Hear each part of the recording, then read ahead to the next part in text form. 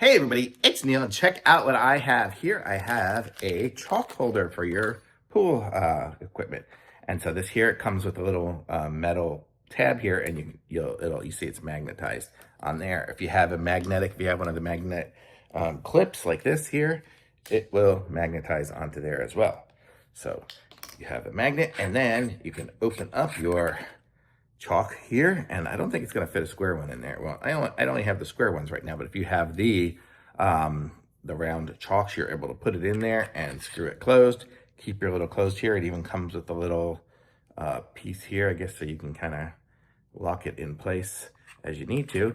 But how cool is that? So you have a nice little chalk dispenser here with the little metal plate here to do it. You can actually, I could tape it onto the side of this and then have it magnetized on there or whatever I want. So pretty cool little idea for your chalk. Thumbs up.